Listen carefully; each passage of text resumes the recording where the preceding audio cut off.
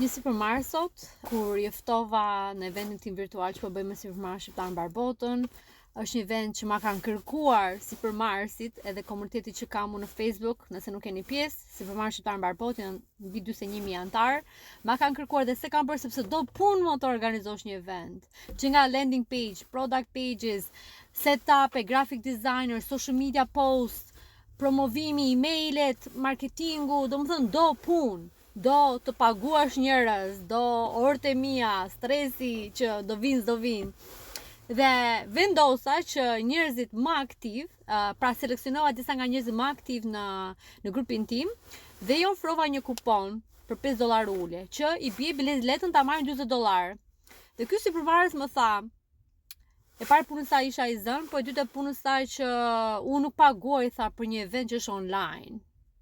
Pra ky event do jetë event virtual, ku njerëzit do njihen me sipërmarrës të industrive të ndryshme, pra nuk do i din deri në event nga tërë bota, mund të kenë klientën e tyre të arshëm, që ai $40 që është më vlla, një këmishë, një bluzë që blini juve, kafet e javës, nuk është asgjë.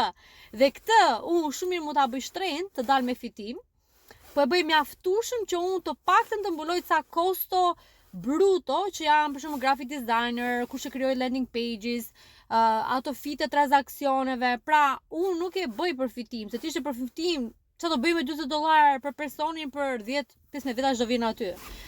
Pra kjo është thjesht një mënyrë që unë po vazhdoj ta mbështes komunitetin tim, duke bërë evente të tilla. Kemi bërë evente fizike në Montreal, në Connecticut, në Tiranë e me radhë, që po mundohem me fuqinë time, nuk marr fonde nga asnjë lloj qeverie, nga asnjë lloj fondacioni, nuk jam organizat, pra kam thjesht një agjenci marketingu dhe komunitetin që ndaj edukim. Dhe prapë ky person tha që unë nuk paguaj tha për një event online. Thua ti se eventi online është kështu. Dhe nuk e di domethënë çfarë mund të mendosh. Kur unë eventet që vete network-un pa ka paguar edhe 100, edhe $200, euro që të bëjmë pjesë dhe ka pas evente që as kam pas mundësi të prezantohem, nuk e ka pas fare me të folur. Thjesht network-un, pra njiheshëm me njerëz të ndryshëm ose 1 minutë. Jo më një event që është privat, nuk i dihet kë do njofësh, me kë misi do bësh, kush do të referoj kë biznes, mund të jetë klienti jot më i madh, mund të jetë personi që do bëhesh best friends në biznes, ku ti do mësosh nga njëri tjetri, mbështetja jote. Biznesi rritet nga një relat që krijon një relat. Flas për biznes. Jo thjesht një follow up, më the tash. Gjitha gjërat e mira që më kanë ardhur mua në jetë, më kanë ardhur nga lidhjet që kam krijuar. Dhe që unë këto lidhje t'i krijoj, diku do t'i njoh, ku do prezantohem, janë rrjete sociale, janë për evente, dhe evente se si prezantohesh ti, ku je ball për ball, dhe njerëzit të shohin si je, dhe atë relat që ti krijon nuk do krijosh kurrë me një mesazh apo me një email, po gjithmonë kur takosh fizikisht ke një farë personal touch që themi në Amerikë. Prandaj njerëz dashur, këshilla ime më e madhe është të bëjeni pjesë sa më shumë eventeve networking. Unë po ju them, klientët mi më të mëdhenj kanë ardhur nga këto evente, vetëm sepse e pansa e pasionuar që unë isha për marketingun, për rrjetet sociale, dhe më thanë që nëse ti e kaq e pasionuar për këtë marketing, ti je çereku i kësaj pasioni tim, ta bësh në biznesin tim, e di që do ketë rezultate.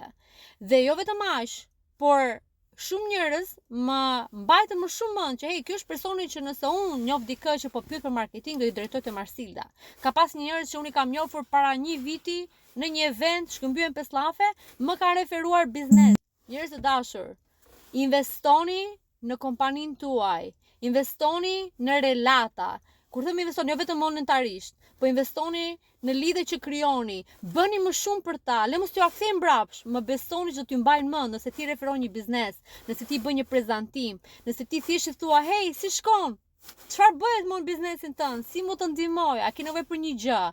Këta njerëz kanë për të qenë mbështetja juaj më e madhe për të rritur dhe për të ecur përpara në biznes. Pra jo çdo gjë është e paraja, jo çdo gjë është ta shikosh çdo gjë si shpenzim, se më besoni që ju shpenzoni më shumë me budalliqe se sa për biznesin tuaj.